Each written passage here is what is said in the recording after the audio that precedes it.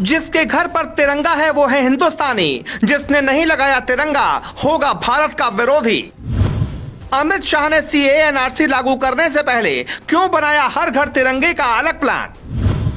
ओवैसी हो या फिर आजम, संजय हो या सलमान, तिरंगा तो अब हर घर में शान से लहरेगा। क्या देश में कुछ ऐसा होने वाला है जिसका समर्थन बीजेपी पहले से ही तैयार कर रही है? अचानक हर घर तिरंगा लगाने का आइडिया कहां से आया? अमित शाह का ये ऐसा प्लान है जिसको लीड खुद प्रधानमंत्री मोदी कर रहे हैं। अगर आपने तिरंगा नहीं लगाया तो आपके साथ क्या होगा वो बताएं, उससे पहले सुनिए राष्ट्रवाद के लिए हर घर तिरंगे का प्लान मोदी शाह की जोड़ी क्यों लेकर आई है। क्या यह सिर्फ इसलिए है कि देश विरोधियों की पहचान हो पाए या कोई बड़ी प्लानिंग है जिसका कंट्रोल अमित शाह के पास है? हमने एक रिपोर्ट तैयार की है जिसमें आप समझ पाएंगे कि सेना के बदन पर लिपटने वाला तिरंगा जब हर घर पर लहराएगा तो कैसे बीजेपी वो काम पूरा कर लेगी जो करना लगभग नामुमकिन लगता है। सीएए एनआरसी कानून के दौरान ये मिशन मील का पत्थर साबित होगा। हमने अब तक पार्टियों को अपना झंडा हर घर पर लगाते देखा है। ये पहला मौका है जब भारत में एक साथ सभी घरों पर देश का तिरंगा लहराएगा।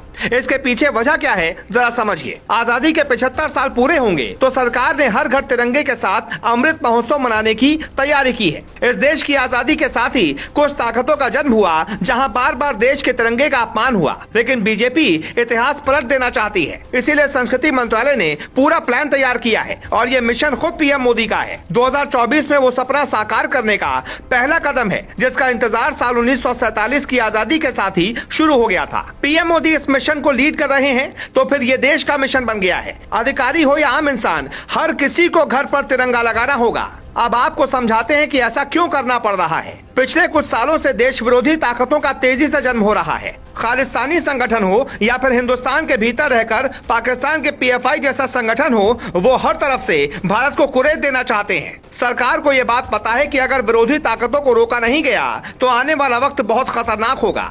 इसलिए हर घर तिरंगे का प्रयोग किया जाएगा। इससे होगा क्या ये भी हम आपको समझाते हैं। जैसे रूस में पुतिन के आने के बाद वहां राष्ट्रवाद का मुद्दा छाया तो पुतिन का कद हमेशा के लिए बढ़ गया। पीएम मोदी पुतिन से कई कदम आगे निकलकर राष्ट्रवाद की छाया हर घर तक पहुंचाना चाहते हैं। अमेरिका राष्ट्रवाद को हमेशा बढ़ावा देता रहा है। अमेरिकी कंपनियां अपने झंडे को बढ़ावा देती हैं और यहां तक कि टी शर्ट पर, स्पोर्ट्स कैप पर भी आपने अमेरिका तिरंगा का प्रिंट अक्सर देखा होगा। मोदी सरकार की इस योजना का विरोध अगर विपक्ष कर रहा है, फिर विपक्ष चाहता क्या है? आज भी भारत गुलाम होता अगर तिरंगे की शान के लिए हमारे क्रांतिकारी कुर्बान न हुए होते। आपको याद होगा 2010 में सोनिया गांधी के जन्मदिन पर छत्तीसगढ़ कांग्रेस ने तिरंगे का केक काट दिया था। भारत में तिरंगा तो राष्ट्रध्वज माना जाता रहा है, लेकिन कुछ लोग तिरंगे को सिर्फ एक कपड़ा समझ बैठे थे। देश का एक जवान जब शहीद होता है तो उसको अंतिम विदाई में तिरंगा ही मिलता है। फिर नेता या कोई भी व्यक्ति ही तिरंगा नहीं लगाएगा तो देश को जवाब क्या देगा? कश्मीर के पूर्व सीएम फारूक अब्दुल्ला तो हर घर तिरंगा लगाने पर चिढ़ गए और ये तक कह दिया कि आप अपने घर पर लगा लो ये तिरंगा।